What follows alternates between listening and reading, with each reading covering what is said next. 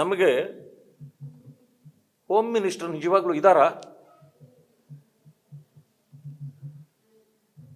ಅವ್ರೇನಾದ್ರೂ ಇದ್ದಿದ್ರೆ ಇಂಥ ಪರಿಸ್ಥಿತಿ ಇದು ಉದ್ಭವ ಆಗ್ತಿತ್ತ? ಎಲ್ಲೋಗಿದ್ದಾರೆ ಅವರು? ಏನಾಗಿದ್ದಾರೆ? ಅದರಲ್ಲೂ ಇದೇ ಪ್ರಾಂತ್ಯದವರು, ಗುಲ್ಬರ್ಗದವರು. ಬರೀ RSS ಗುಣಗಾನ ಮಾಡಿದ್ರೆ ಸಾಕ ಅವರು? ಬೇರೆಲ್ಲ ಸರ್ವನಾಶ ಆಗ್ತಿದ್ರು RSS ಅನ್ನ ಟಾರ್ಗೆಟ್ ಮಾಡ್ಕೊಂಡು ಅವ್ರು ಓಡಾಡ್ತಿದ್ರೆ ಸಾಕ? ಈ ಟಾರ್ಗೆಟ್ಗಳಿಗೆಲ್ಲ ಯಾರು ಉತ್ತರ ಕೊಡಬೇಕು? It is a most sensitive issues ಇವೆಲ್ಲ. ಇಂಥ ಸೆನ್ಸಿಟಿವ್ ಇಶ್ಯೂಗಳಿಗೆ ಬಡವರಿಗೆ ನ್ಯಾಯ ಕೊಡುವ ಬದಲು ತಮ್ಮ ಚಪಲ ತೀರಿಸ್ಕೊಳ್ತಕ್ಕಂಥದ್ದು. ಬೆಳಗ್ಗೆ ಎದ್ರೆ ಮೀಡಿಯಾದಲ್ಲಿ ಹೆಡ್ಲೈನ್ ನಮ್ಮದು ಬಂದ್ರೆ ಸಾಕು, RSS ಅನ್ನು ಬೈದ್ಬಿಟ್ರೆ ಒಂದು ಹೆಡ್ಲೈನ್ ಬರುತ್ತೆ ಸಾಕು, ಯಾರಾದ್ರೂ ಎಲ್ಲಾದ್ರೂ ಹಾಳಾಗೋಗ್ಲಿ. ಇದು ಮಾಡ್ಲಿಕ್ಕ ಈ ಸರ್ಕಾರ ಇರೋದು?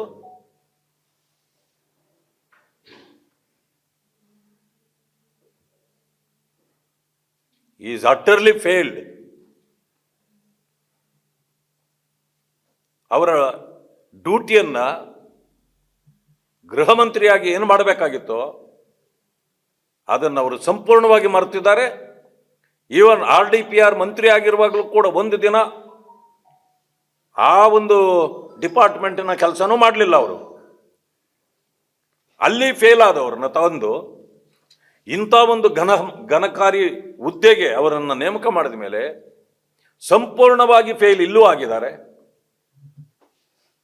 ಸಹಜ, ಯಾಕೆಂತಂದ್ರೆ ಶ್ರಮದಿಂದ ಬಂದ ಅಧಿಕಾರ ಅಲ್ಲ ಅದು. ಹಿಂದೆಯೂ ನಾವು ಹೇಳ್ತಿದ್ವಿ, ಡಾಕ್ಟರ್ ಪರಮೇಶ್ ಅವರು ಇವತ್ತು ಉಪಮುಖ್ಯಮಂತ್ರಿಗಳಿದ್ದಾರೆ. ಅವರು ಗೃಹ ಸಚಿವರಾಗಿದ್ದಾಗ ಇದೇ ರೀತಿ ನಾವು ಹೇಳ್ತಿದ್ವಿ, ರಾಜ್ಯದಲ್ಲಿ ಹದಗೆಟ್ಟ ವಾತಾವರಣ ಇದೆ, ಎಲ್ಲಿ ನೋಡಿದರೂ ಕೂಡ ಅತ್ಯಾಚಾರ ಇದೆಲ್ಲ ಆಗ್ತಾ ಇದೆ ಅಂತ. ಆದರೆ ಅಲ್ಲಿಗಿಂತ ಈಗ 100 ಪಟ್ಟು ಹೆಚ್ಚಾಗ್ಬಿಟ್ಟಿದೆ. ನಮಗೀಗ ಅನಿಸ್ತದೆ ನಾವು ಬಹುಶಃ ಹಾಲು ಕೊಡೋ ಎಮ್ಮೆಯನ್ನು ಮಾರಿಬಿಟ್ಟು ಕೋಣನ್ನು ತಂದಂಗಾಗಿದೆ ಈಗ ಡಿಪಾರ್ಟ್ಮೆಂಟ್ಗೆ.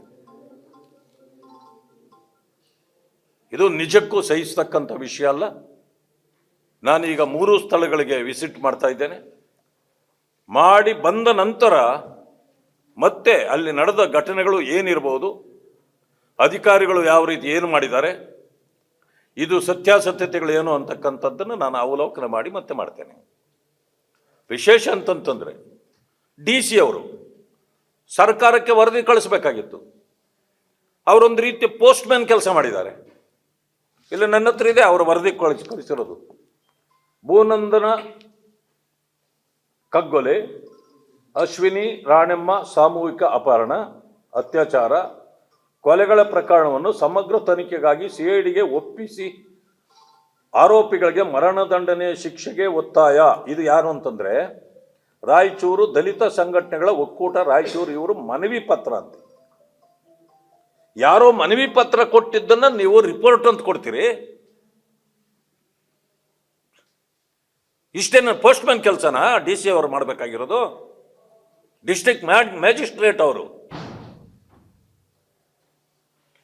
ದಲಿತ ಸಂಘಟನೆಗಳವರು ಮನವಿ ಕೊಟ್ಟಿದ್ದಾರೆ, ಇದನ್ನು CIDಗೆ ಒಪ್ಪಿಸಿ ಅಂತೇಳಿ ರಿಪೋರ್ಟ್ ಕೊಟ್ಟಿದ್ದಾರೆ ಇವರು. ಯಾಕೆ ಅವ್ರಿಗೆ ಇನ್ಫಾರ್ಮೇಶನ್ ಇಲ್ವಾ? ಸ್ಥಳಗಳಿಗೆ ಅವರು ಭೇಟಿ ಕೊಟ್ಟಿದ್ದಾರಾ? ಏನನ್ನೋದು ತಿಳ್ಕೊಂಡಿದ್ದಾರಾ?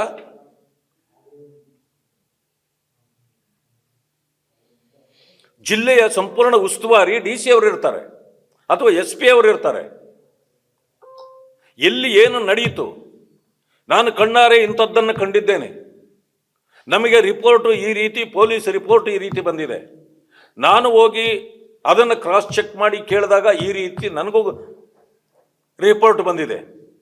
ಇದರ ಪ್ರಕಾರ ಸರ್ಕಾರ ಇಂಥ ರೀತಿಯ ಕಾನೂನು ಕ್ರಮ ಕೈಗೊಳ್ಳಬೇಕು ಅಂತೇಳಿ ರಿಪೋರ್ಟ್ ಇರಬೇಕು ಅವ್ರದ್ದು. ಪೋಸ್ಟ್ ಮ್ಯಾನ್ ಕೆಲಸ ಅಲ್ಲ DC ಮಾಡಬೇಕಾಗಿರೋದು.